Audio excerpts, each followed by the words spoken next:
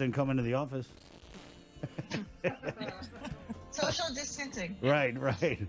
At 7:23, of course, we're talking about Giving Tuesday, and we have Marie Calvo-Monge, Christy St. Augustine, and Betty Ann Guerrero wearing their KUAM Care Force hats here for Giving Tuesday, which is we always go hard.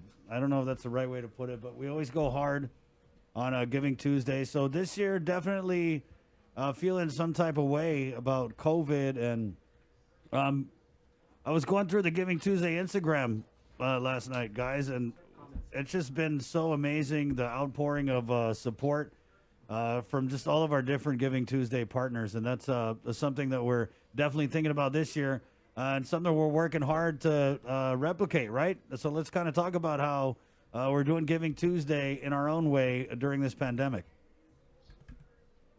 Yeah, well, Giving Tuesday is kind of our baby here at KUAM. It really, as cliche as it sounds, it gives us an opportunity to kind of kick off the season of giving and kind of rally together and feel good about giving back. With everything that's happened this year, it's very unique in that the need is greater than ever. But we have so many limitations as to what we can do. So we've kind of been behind the scenes trying to craft together a plan to still make it happen. Historically and globally, Giving Tuesday is the first Tuesday after I don't know what it's going to be like this year, but what is Black Friday. And so this year it falls on December 1st. And so we have been working on some different ways that we can still be involved in a safe way, but still, answers the call to the great need in our community. And we're also, as ambassadors of the Giving Tuesday program for Guam, I think Christy and Betty can talk more about, there's over 180 different global leaders that come together and plan in their respective communities, but then we share on the global scale.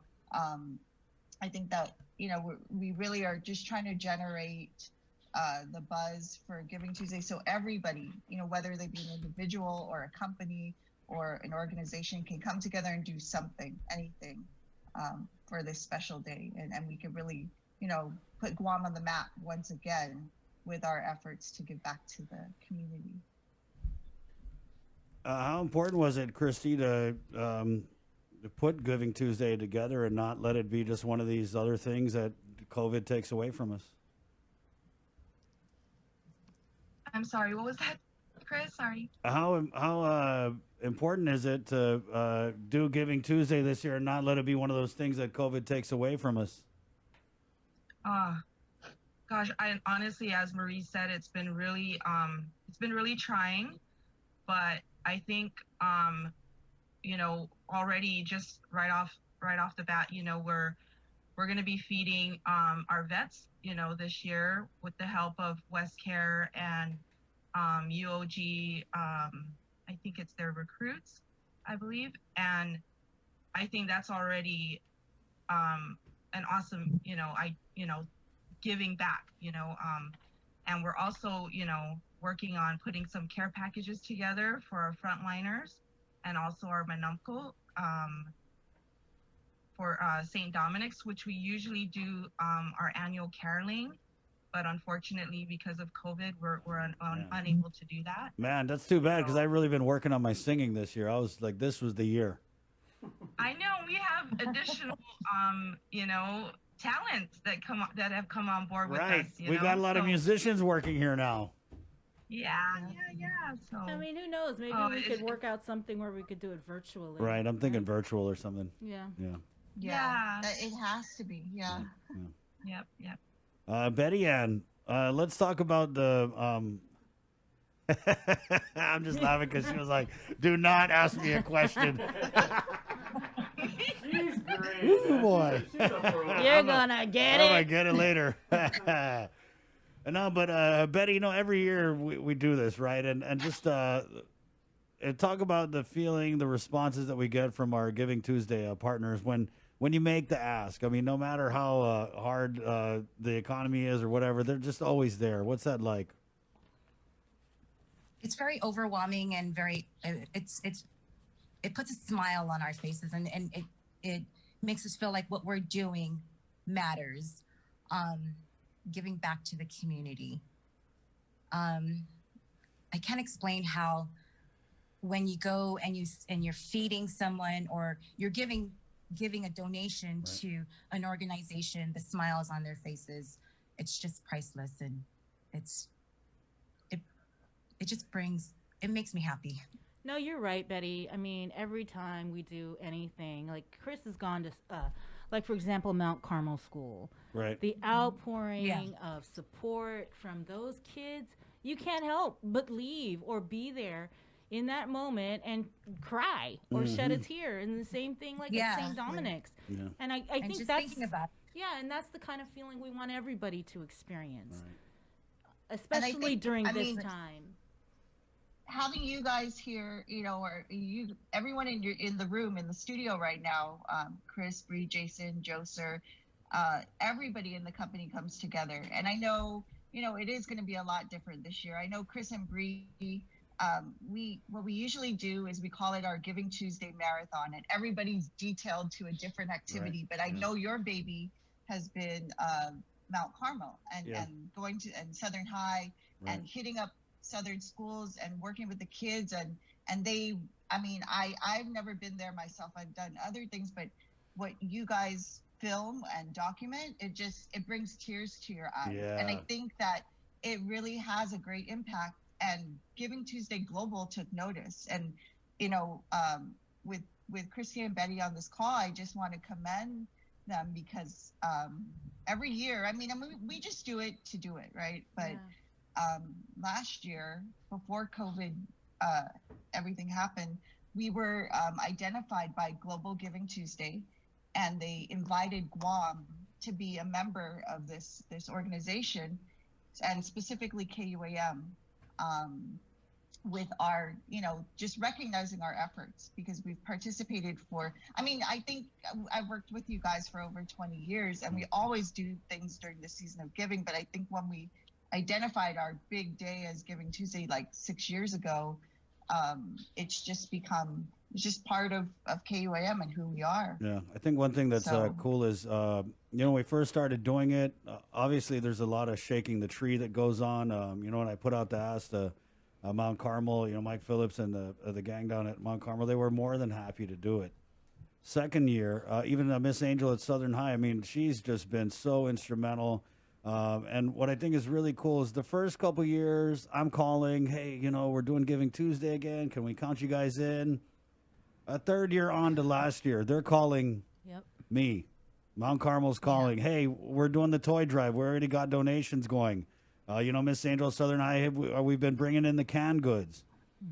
So I just think that's just, it just becomes habit, and it's so ingrained in our culture to give back, to help those, less fortunate. And I just love that it's the kids, I mean, we have, Mount Carmel, they have elementary kids, middle school kids, Southern High School, we've got the older kids. But to see them just, take ownership of this and to give back. And, man, I grew up poor, going into Mount Carmel and just seeing how these kids are, and some of them are just giving up their own Christmas presents just to donate it to, the Giving Tuesday. And I walk in there, and it's like they get the whole school, and we get like a hero's welcome it. And it's just so funny to me, because we're not the heroes, the kids are, you know what I mean? For them to do this just every year. And I mean, the challenge every year is, how do we get a vehicle big enough to carry all these donations? It's crazy. Yeah. I got a story I want to share, guys, because real quick, last year when we did Giving Tuesday, part of the team that I was on, we went up to Attica Elementary School, and we went over there, and we brought, like Chris said, we had one company vehicle, so we had this big van, and then we had two of us that have SUVs, and we drove over there, and then the staff and faculty, they had these, the little dollies, and they brought out, rack after rack after rack of canned goods and, and cards that the kids made. And the kids actually wanted to come out too and say, they were like, we wanted to do this because we know we're helping take care of our community. And the teachers were even saying, these are kids that come from families that really don't have a lot themselves, and they're aware of that, but they also realize that they said they want to take care of people who have it worse than them or people that have it the same as them, because they know that people are taking care of them too. I mean, these are like second and third graders that have that level of awareness and social responsibility. I mean, it's amazing. And this year too, the need is greater because of COVID, right? 35,000 people unemployed, without a job. So many people receiving, or the homelessness. We've spoken with Catholic Social Services, and they've said that there's new people who are homeless, people who need food. Salvation Army, they need help and they need donations. And so, yeah, we're just hoping that for anybody that's listening or watching, if you can help, please help. And again, it's all a call to action for everybody to do their own thing or plan their own thing. But I think what we've been doing and what we want to really promote today, and you guys are involved in a big way, is our on Giving Tuesday. We're going to do, as you know, which is another great part of working here. We typically at this time of year, we'd already be starting our can drive and our non-perishable item drive, and then we immediately go into our toy drive. Because we can't allow traffic in and out of the office. I mean, look at us, we're at home talking to you guys virtually. What we're doing is a donation drive-through. And I don't know if you read the memo or the release, but we're going to ask you guys to step a few steps out of the studio that day and do your show on location in our parking lot. Invite it so that we have, instead of a span of weeks to donate, we're going to try to get as many people through our parking lot to donate safely. Curbside donation of toys, gifts, and non-perishable food items for the Salvation Army. And they're going to try to fill their van in the span of that one day. Right. Like Chris said, we have musicians, so we can put our PA system and safely distance to have music while they wait in the car. I'm sure you guys could come up with other fun stuff, but that is what we want to do and what we're going to do. And it's rain or shine. We're just going to have a safe, socially distanced party/donation drive in the span of one day. Right. And that is scheduled for Tuesday, December 1st. All right. I got the memo now. Then, 7 a.m. to 2 o'clock in the afternoon. For the things before, today is the 21-day kickoff. Right. And as Christy mentioned, there's some other things going on. I know Betty is really spearheading the care package drive with Christy, and then there's the meals for veterans, so they can talk a little bit about that. But the donation drive-through is our big Giving Tuesday event this year. All right. Well, thank you guys, and we'll see you in a few. Thank you. Right. Yeah. Betty, let's get you back on and do a one-on-one interview about 21 days. Sure. Maybe do a countdown, right? Thanks, Marie. Thanks, Christy. I know. Thank you, Betty. And good morning. Hey, bye, guys. All right. There you go. And if anybody wants to find out exactly what we're doing with Giving Tuesday, and more importantly, how you can get involved in helping us fulfill our mission of making sure that we take care of our island all the way from Jigo to Umatic and everything, we want to help as many Guamanians as we can. Just check us out. We put the link inside our comment stream right now. Or you can go to your browser. Just go to KUAM.com/Giving Tuesday. We have all the details.